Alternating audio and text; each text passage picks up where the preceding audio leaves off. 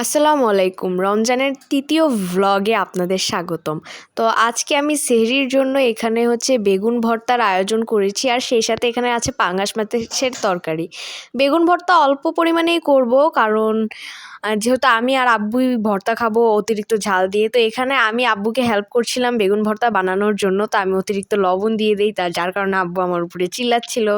পরে আব্বু ভালো মতো কষলে নিল বেগুন ভর্তাটা ধনিয়া পাতা, কাঁচামরিচ আর পেঁয়াজ দিয়ে। সেই সাথে কিছু শুকনো মরিচ ছিল। তো এই ভর্তাটা অনেক ঝাল হয়, পেঁয়াজ বেশি থাকে, বেগুন সামান্য জাস্ট নামে মাত্র থাকে, কিন্তু অনেক টেস্টি হয় আর অনেক ঝাল হয়। তাই আমি অল্প একটু ভর্তা দিয়ে ফার্স্টে ভাত খেয়ে নিই।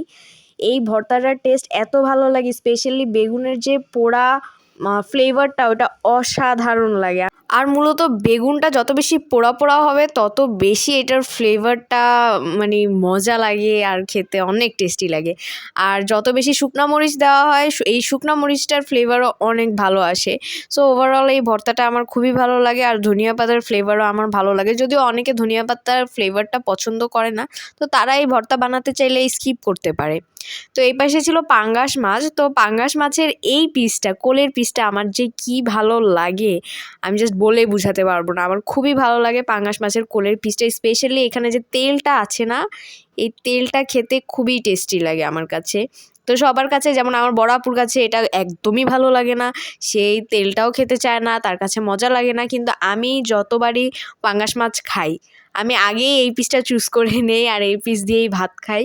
আমার জন্য এই পিসটাই এনাফ। আর স্পেশালি ওই তেলের অংশটা যে আমার কি সুস্বাদু লাগে। আপনারা যদি আমার মতো একমত হয়ে থাকেন যে পাঙ্গাস মাছের এই পিসটা আপনাদের যদি ভালো লেগে থাকে, তাহলে কমেন্ট সেকশনে অবশ্যই কমেন্ট করে জানাবেন। সো এই যে সেই স্পেশাল জায়গাটা, তৈলাক্ত জায়গাটা, তেলের জায়গাটা আমার এত ভালো লাগে।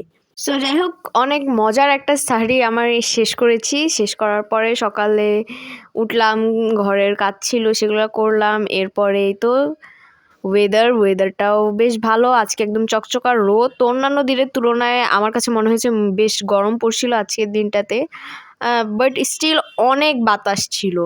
আমার কাছে এরকম চকচকে ওয়েদারই ভালো লাগে বৃষ্টি বা মেঘলা ওয়েদারের চেয়ে।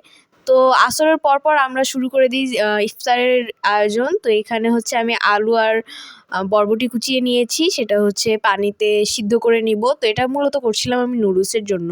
পেঁয়াজ কুচি আর কিছু কাঁচামরিচ কুচিও অ্যাড করে দিই আমি সাথে। তো এটা বলক এসে এখানে সিদ্ধ হবে। এরপরে আমি একটা হেলদি নুডলস রান্না করব, যেটাতে কোনো প্রকার তেল আমি ইউজ করব না। তো এভাবে নুডলস রান্না করলে না আমার মাঝে মাঝে খেতে বেশ ভালো লাগে, উইদাউট কোনো অয়েল। বেশ মজাই হয়। যদিও আজকে আনফর্চুনেটলি লবণটা কম হয়ে গিয়েছিল, তো যাক, ভালোই হয়েছে যে লবণটা কম হয়েছে, যার কারণে পরবর্তীতে লবণ অ্যাড করে খেতে পেরেছিলাম। বাট লবণ বেশি হলে তখন একটা বিপদ হয়ে যায় আর কি।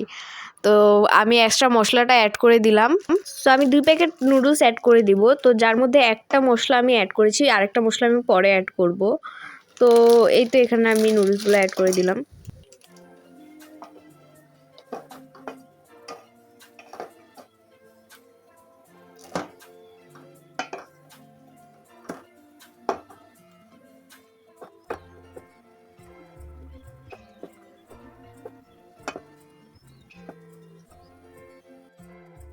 অনেকটা ঝোল নুডলসের মতো এই নুডলসটার প্রসেসিং। তো আমি এখানে ডিম অ্যাড করে ভালোভাবে ফেটে নিচ্ছি ডিমটা, যাতে ভালোভাবে নুডলসের সাথে মিক্স হয়ে যায়। সেই সাথে আমি আরেক প্যাকেট যে নুডলসের মশলা ছিল সেটাও আমি অ্যাড করে দিয়েছি। অ্যাড করে ভালোভাবে আমি এটাকে এখন মিক্স করে নিব। বাস আর কিছুক্ষণ হলেই আমার নুডলস রেডি হয়ে যাবে। তো এই তো আমার ইফতারের একটা আইটেম অলরেডি রেডি হয়ে গিয়েছে। তো এটা বাদ রেখে আমি বাদ বাকি কাজগুলো করব। তো এখানে মোগলাইয়ের আয়োজন করা হচ্ছে। তো মোগলাইয়ের জন্য পেঁয়াজ, মরিচ আর ধনিয়া কুচি করে নিয়েছি, সেখানে একটু জিরা গুঁড়া আর লাল মরিচের গুঁড়া দিয়ে একটা ডিম অ্যাড করে ভালোভাবে ফেটে নিব। ফেটে নেওয়ার পরবর্তী ধাপটা আম্মু রেডি করবে। তো এদিক দিয়ে আমি আমার থাল রেডি করছি। খেজুর, জিলাপি আর আঙ্গুর আর শাকের বড়া অ্যাড করে দিলাম। আর এদিকে আম্মু যে পরোটাটা করে নিয়েছে, সেটার সাথে ডিম অ্যাড করে ডিম পরোটা বা মোগলাই যাই বলি না কেন সেটা ভেজে নিবে। সো আজকের ইফতারের প্রিপারেশন নিতে নিতে একটু লেটই হয়ে গিয়েছিল বলতে গেলে, কজ সব মিলিয়ে কোরআন শরীফ পড়ে দেন নামাজ কালাম পড়ে সব কিছু রেডি করতে করতে একটু লেট হয়ে গিয়েছিল আজকে। দেন আমি আমার প্লেটে ছোলা নিয়ে নিলাম। আর সেই সাথে শাকের বড়াটা আব্বু হচ্ছে যখন আসরের নামাজ পড়তে গিয়েছিল তখন বাইরে থেকে নিয়ে আসছে। তো আজান দেওয়ার পর অ্যাজ অলওয়েজ আমি খেজুর দিয়েই রোজাটা ভেঙে ফেললাম। আজকে আর এক্সট্রা করে শরবত বানাইনি। এরপরে যেহেতু সময় পাইনি তার কারণে দেখা গেল যে চিড়া মাখাটা করেছিলাম সেটাতে গার্নিশের জন্য কোনো কিছু ব্যবহার করিনি। জাস্ট এভাবেই খেয়ে ফেললাম। দেন মোগলাইটা খেলাম। অনেক দিন পর আমার খুব মোগলাই খাওয়ার ক্রেভিং উঠেছিল, তাই আম্মুকে স্পেশাল রিকোয়েস্ট করে মোগলাইটা বানিয়েছিলাম। আর আমি নিজে অ্যাকচুয়ালি কখনো মোগলাই বানানোর ট্রাই করিনি। আমার কাছে মানে ডিফিকাল্ট লাগে আর কি, আমি কখনো নিজে থেকে ট্রাই করি নাই। আর আলহামদুলিল্লাহ আজকের শাকের বড়াটাও বেশ মজা লেগেছিল আমার কাছে। জাস্ট ঘাপলাটা হয়েছিল আমার নুডলসে। তাই আমার কাছে সবসময় থেকেই না এভাবে নুডলস খেতে কেন জানি ভালো লাগে, যদিও কোনো প্রকার তেল ইউজ করি না আর মশলাপাতিও কম থাকে, বাট এটার টেস্ট কিন্তু ভালোই হয় আমার মতে। তো আজকে লবণ কম হয়ে গিয়েছিলো আনফর্চুনেটলি, তো আমি এক্সট্রা লবণ অ্যাড করার পরে কিন্তু আমার সেই রকম টেস্টি আমি পেয়েছিলাম, যেটা আমি অলওয়েজ পেয়ে থাকি।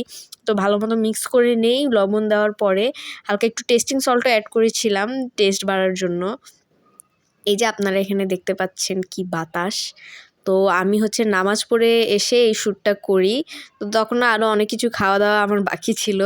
তো দেখলাম যে এত সুন্দর বাতাস আর এত সুন্দরভাবে পর্দাটা উঠতেছিল, আমার দেখেই অনেক ভালো লাগতেছিল। আর ফ্যান ছাড়ার কোনো প্রয়োজনই পড়ে নেই, কারণ বাতাসই এত ছিল। আর ছোলাটা আজকের আনফর্চুনেটলি আমার আহামরি ভালো লাগেনি। আমার কাছে মনে হয়েছিল লবণ বেশি, তো শসা দিয়ে পরবর্তীতে খাওয়া লেগেছিল এই আর কি। লাস্টলি আমি জিলাপিটা খাই। এটা আজকে টাটকা এনেছিল আব্বু, মসজিদে গিয়েছিল তখন ফেরার পথে। সো এই ছিল আজকের আমার ছোট্ট ভ্লগ। আশা করি আপনাদের ভালো লেগেছে। আর ভালো লাগলে লাইক, কমেন্ট, শেয়ার আর সাবস্ক্রাইব করে পাশেই থাকবেন। আর ভালো না লাগলে ইগনোর করবেন। সো আজকে এই পর্যন্তই। আল্লাহ হাফেজ।